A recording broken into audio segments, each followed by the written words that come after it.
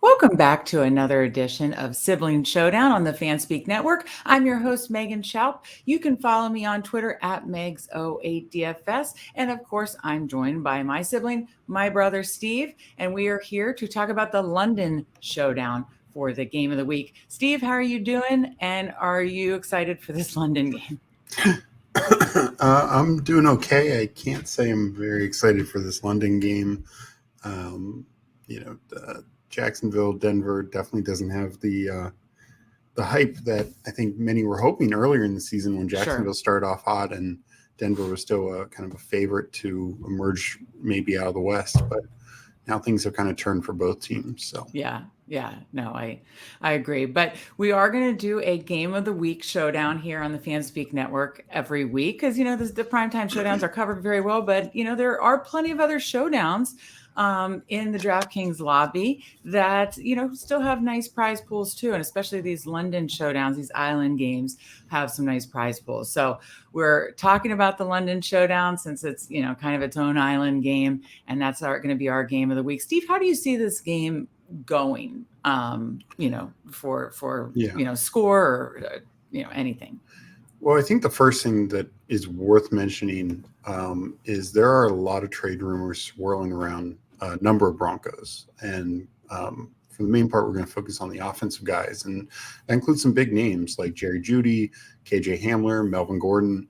I wouldn't be surprised if Albert O's on the block since they don't want to use them. Yeah. And not that I would play him in DFS, but I think that's something we need to keep in mind. And anyone who's played it's not something we typically see in NFL.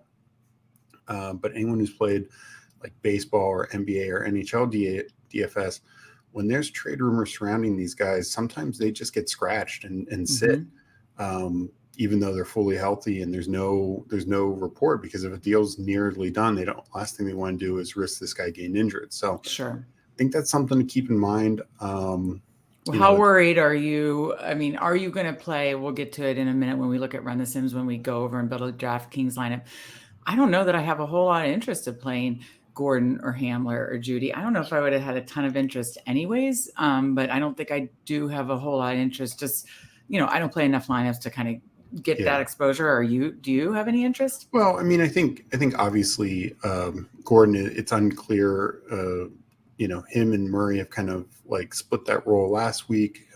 If he is sitting, what that does mean is, or very limited, is Murray could have like 70-75% of the work. So that can be huge. But the one I would have been wanting to play is Jerry Jeudy. I mean, you look at his targets, 11, 7, 8, etc. The actual fantasy production isn't there, but all it takes in a showdown like this is one touchdown. Sure. He's 4 yards away from the bonus last week with Brett Rippon throwing him the ball. So, and that was against the Jets. Very impressive secondary. He's now going against a Jaguars secondary that's been pretty exploited throughout this year. So Judy's the one I still might be willing to play. But it is just worth noting and just kind of have to try and see if we get any reports today and tomorrow. But yeah, I just think it's worth keeping in mind. And if you're going to run a lot of teams, I would definitely have some avoiding all these guys in case, it's 30 minutes before game and you hear, Jerry Jeudy's not going to play because they expect a trade to be done in the next couple of days. I mean, and then think of what the trickle down effects, like you said, that means, like Latavius Murray, maybe even more for Courtland Sutton, which he already has a high target share on the team. So but if, like, for instance, say Jeudy and or Hamler are out, then the other one could be in play. Then one of those other receivers like Hinton, like a third, or somebody like that could really see a boost. Yeah, so, that's a good point. It's tough, but this one is a tough one. Yeah, with all these trade rumors. Real quick, because we want to get over to Run the Sims, we want to get over and build a lineup. Give me a score prediction. What do you see for this game? I think just in general, Jacksonville's been playing better than Denver, and with all these trade rumors on top of that, I'm going to say Jacksonville wins 20-14. Yeah. Okay. I just worry about Denver's firepower. Yeah.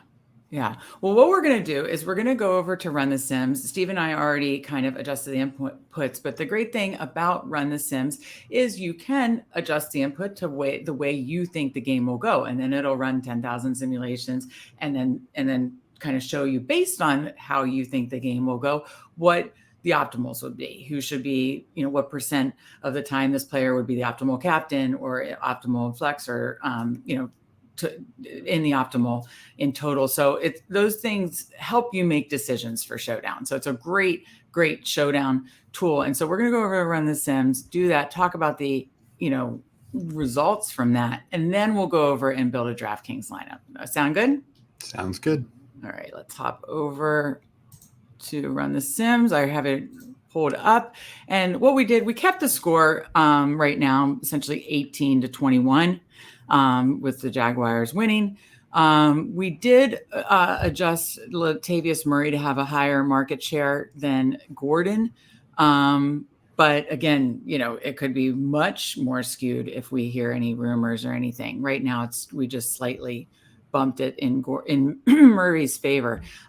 Gave Cortland Sutton a little bit more target share as well, and Greg Dulcich, and kind of pulled a little bit away from Judy. Then for the Jaguars, we, of course, now ETN is the guy now that James Robinson was traded to the Jets. So we, it was already kind of set for that, but we bumped it up even higher, both for his rushing market share and receiving market share.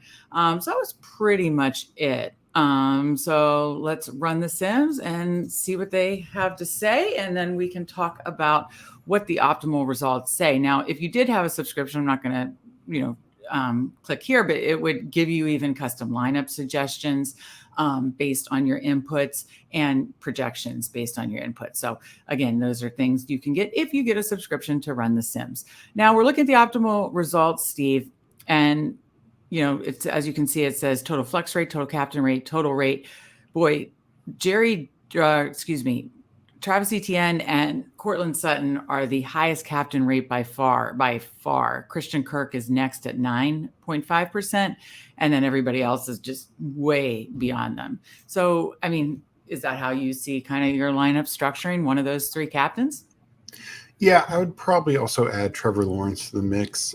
We've seen Lawrence these last couple of weeks run for some touchdowns, and he's always had that in his arsenal. So, sure. And especially with no James Robinson, if they're on the goal line, I think they might see Lawrence as their best, like, true goal line back. So, right.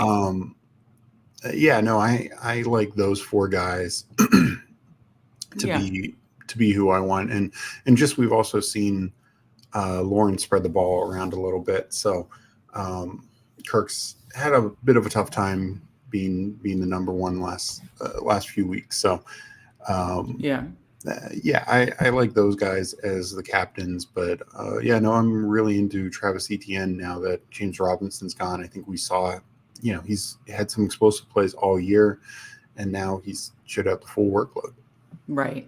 I agree with you. I think those four make sense for the captain. I mean, I would say if we heard any rumors about Gordon being traded, Latavius Murray, you worry about game script because he's not really a pass catching back. However, if he is like really the only guy at that price, that's a bit intriguing to me too. So I would just add that if we hear anything. So any other major notes about the total rate? In total, the total rate in order, descending order, it goes ETN, Sutton, Lawrence, Gordon, which again, TBD, Wilson, Christian Kirk, Zay Jones, Latavius Murray, Greg Dulcich, Brandon McManus, Jerry Jeudy, and then you get into like tight ends, kickers, the other kicker, defenses, backups, that kind of stuff. So before we go and build a lineup, any other main thoughts about kind of what these rates are showing and how that may affect your decisions?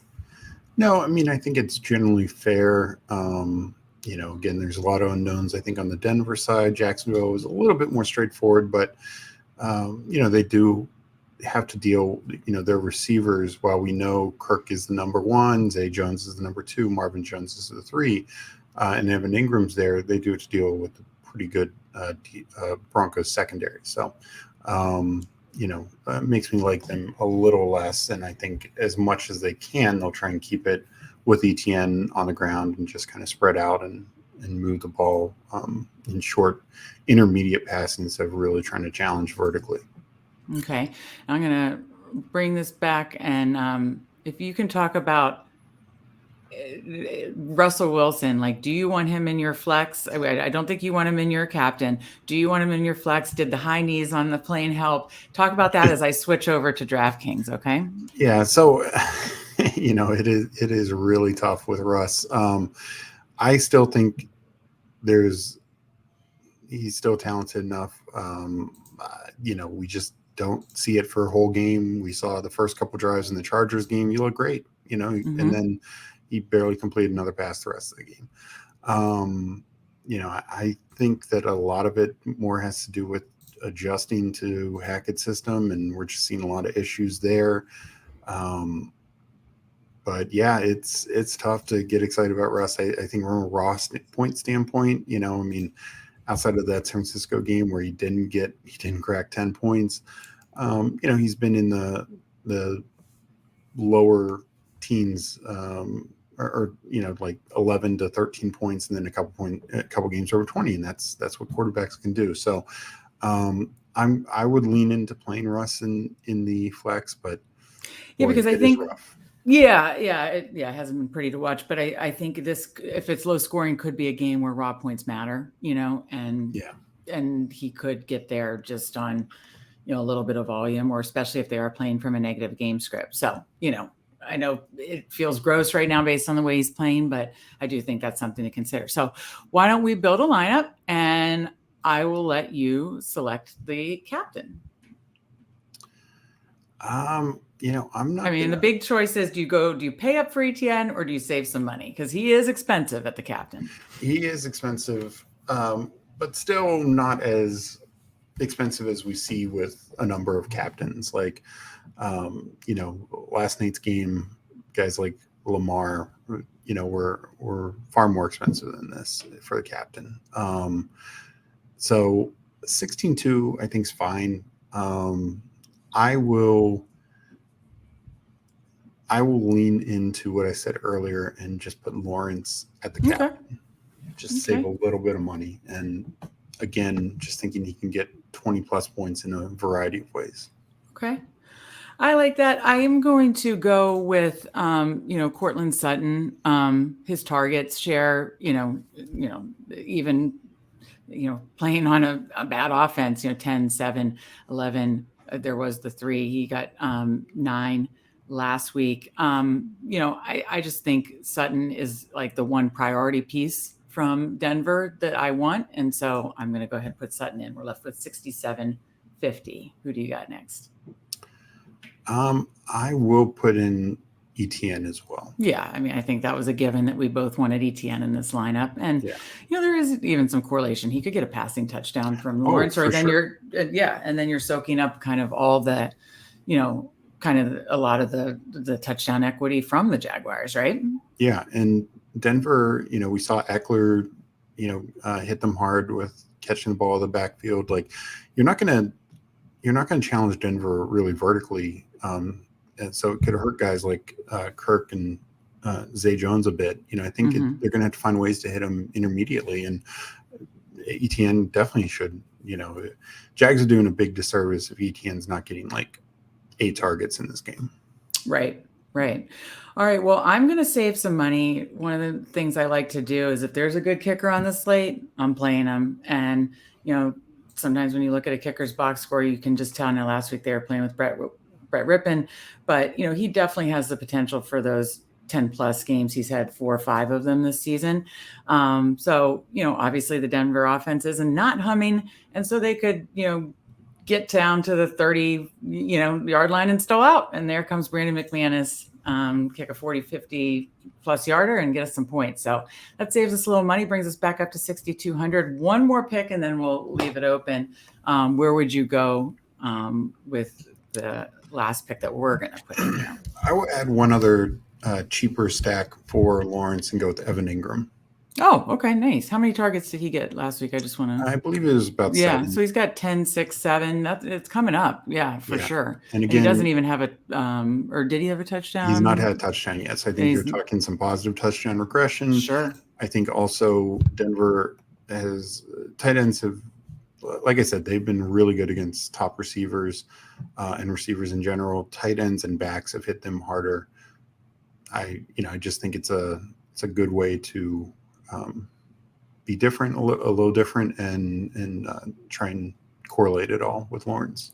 I mean, I don't mean to brag, but I think we made a pretty good lineup here because I'll tell you what, it left you in a range where, if you do feel like Murray's going to be the lead guy, there's that. There's Zay Jones for another stack with Lawrence. Gordon, again, risky, but it's there. Marvin Jones, if you want to leave salary on the table, there's a lot right there. Yeah. So I really, really, really like it. Any final thoughts before we get out here?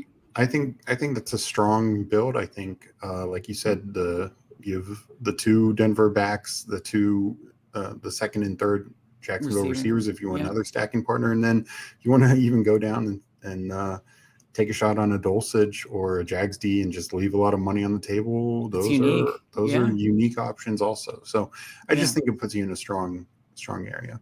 Yeah, and I don't think I don't think Lawrence is going to be very high owned in the captain either. Yeah, probably not.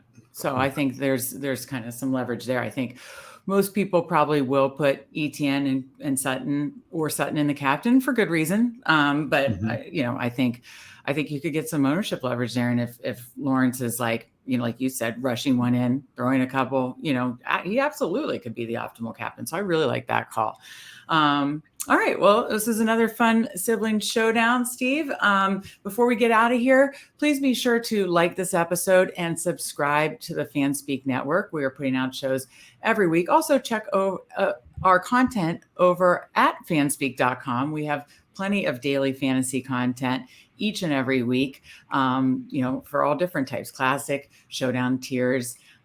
Steve and I do point counterpoints where we kind of break down the classic slate, the short slates. So be sure to check out our content over at fanspeak.com. So with that, we appreciate you for joining us. We hope you enjoy the London game and win some money, and we will see you next time.